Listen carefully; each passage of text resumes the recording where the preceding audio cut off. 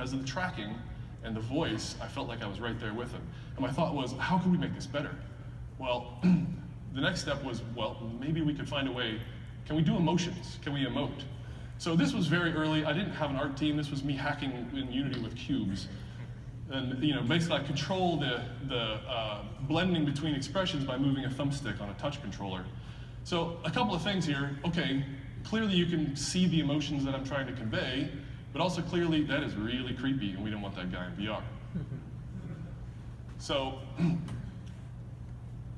then we actually hired real artists and they built this sort of early stylized human. They look very charming on the screen. But interestingly, when you're present with these guys in VR, their eyes are kind of big and spherical and just a little too realistic, and it's a little off-putting, but the mouth was also surprisingly weird. Because it was smooth, and the way that we initially implemented it, the mouth would just sort of smoothly flap when they talked. It was off-putting, it was wrong. One of the artists, though, sort of went off on their own and did this simple tune experiment. Sorry for the footage, but it's clearly not a human. It's this stylized sort of rabbit fox thing. He actually has really long ears, and when he becomes sad, they droop down and whatnot. But notice his eyes and mouth, they're just basically line drawings on top of this 3D avatar. Really interestingly, that worked well, and you even still felt like you could make eye contact with this avatar with just that simple level of detail. So we combined all these things together, and we built what we called the Rabbitar. So this is a humanoid stylized rabbit. And this is the first time we put in a body and we did the inverse kinematic arms. And here you're seeing some of the gestural emotes, where if you put your hands on your cheeks, you automatically go, wow, or you go, yay, or you're confused. Also, there's a lot of secondary emotion. I'll mention that as well, but his ears flop around and whatnot. But his eyes are two-dimensional, his mouth is two-dimensional. And surprisingly, this also worked really well. You felt like you were there with an actual sentient person that you could interact with, even though they were a giant orange rabbit. So as F8 came up, we realized that Facebook has a policy of authentic identity. And I'm not actually a giant orange rabbit, so that wasn't going to work.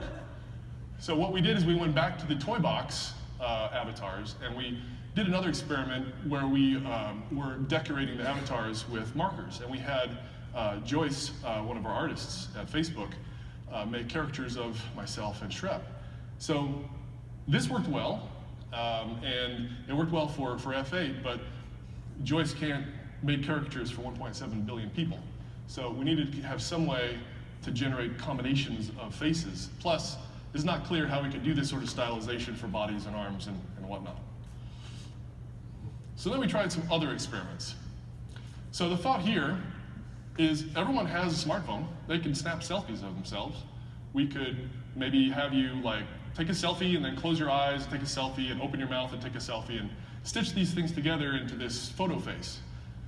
Interestingly, this worked better than I expected, but it falls apart really quickly, right? If you see that this is a billboard, so if there's 2 or 3 or 4 people in the area, in the room, someone will be seeing this person as an edge.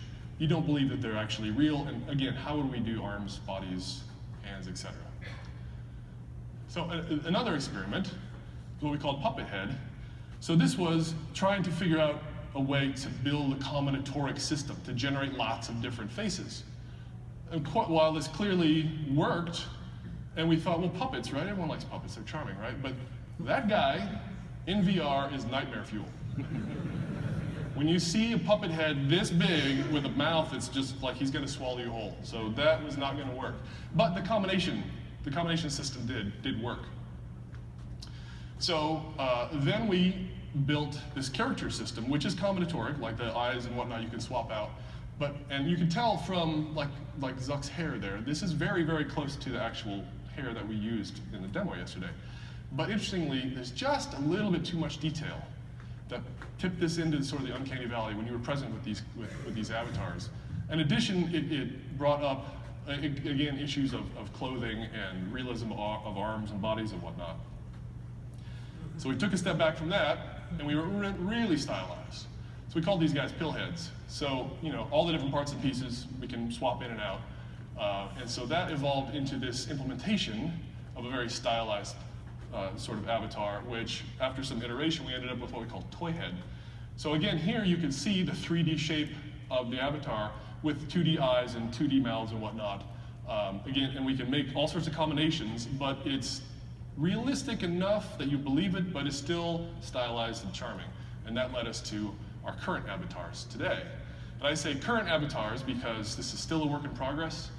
We still are experimenting, and we plan to continue to evolve these avatars over time. So this led us to sort of a golden rule for avatars at Facebook, which is, first and foremost, you should be comfortable with how you look. When you see yourself in a virtual mirror, you'd be like, okay, I'm good with that. In fact, I look 10 years younger. Number two, your close friends should recognize you at a glance. That's the kicker, right?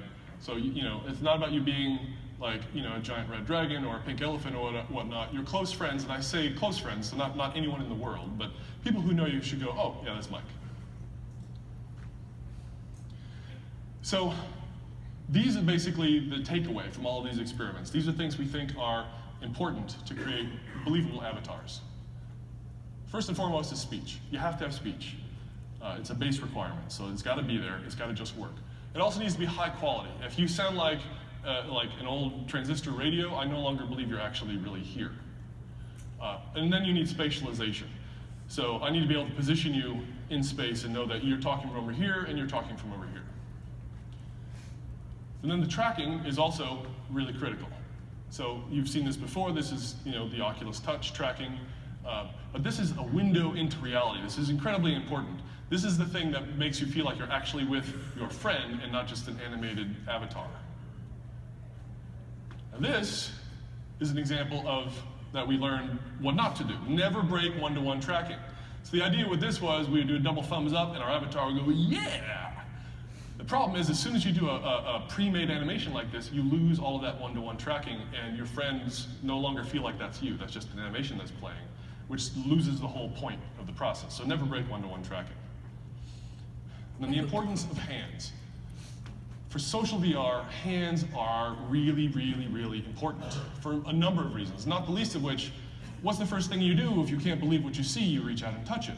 But also just for socializing. This is from our F8 demo. So you can see I'm talking with my hands just like I am now. I can point at things, I can naturally gesture. You get a lot of communication out of how people use their hands and how they hold their hands. Eye contact and gaze following.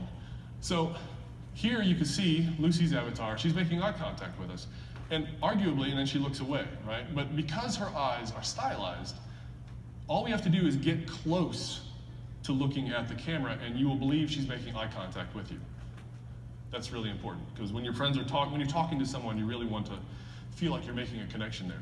The other thing is gaze following is really interesting. So when you're talking with a friend and they look at another friend, it's a natural human thing to follow where that gaze is going. So having eyes that are looking at specific things gives you those social cues to do gaze following. Blinking is really important. Basically, simple procedural blinks work well. I mean, there's tuning that can be done, but as long as your avatar is blinking, you're in the right place. If they're not blinking, it looks really wrong. They have a dead stare. And of course, all of this, in reality, there's social cues with everything, exactly when you blink and how you look and whatnot. But this is another reason to stay stylized, and also you're interacting with your friends. So we're basically assuming that you're in this sort of friendly environment to make this work. Lip sync. Hello. Hello. So this was really interesting. So here is an example of lip sync where the lips are pretty realistic and they're blending between shapes. And this looks pretty good on the screen, but when you're present with these lips in VR, they get really uncanny. They're trying to be more real than we can pull off right now. The surprising thing is what we ended up doing is we're using replacement animation, like Aardman Animation or Leica does in their feature films, where, like with this, I can go, hello, and it works. So basically we have these pre-made mouth shapes, and we're using this lip vising recognizer to listen to your voice, and then we're just snapping between pre-made voice shapes. It doesn't look real, but it looks charming, and because it's not trying to be real, somehow your brain is okay with it. Emoting. So right now, we don't have tracking in the head-mounted display to know what your face is really doing. I really wish we did, but we don't have that yet. So what we're doing is we're basically doing VR emoji. So just like when you're sending a text message and you want to, exaggerate what you're trying to say or make it clear that this is sarcastic or whatever, you can stick emojis in there. This is the equivalent of it. So in this case here, what we're demonstrating is one way to trigger these sort of VR emojis. So the surprise look we can trigger by putting your hands up to your cheeks. And as soon as you do that, your avatar will go, whoa! And we have a whole language of these gestures you can do. Put your hands on your head, you'll be scared, and shake your fist and you'll be angry. Basically turning you into sort of a vaudevillian actor. But it's a way for you to intentionally put specific emotion on the things you're trying to say. Let's just skip through here. All right. So why are we doing arms and bodies? So the basic idea with this is that we're inferring where your arms actually are. It's not exact, which is why we don't show it for yourself. You just see floating hands because your body knows where your arms really are, and if that doesn't line up one-to-one, then it feels wrong and it breaks your sense of presence. But for your friends, it's important to see sort of the mass of their body so you feel that sense of presence. And then secondary motion, this is another thing.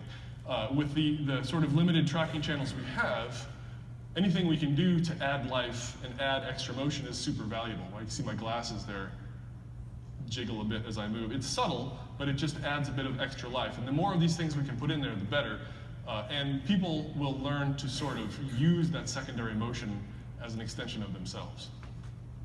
So just to recap, these are things that we've found so far that seem important for making believable avatars.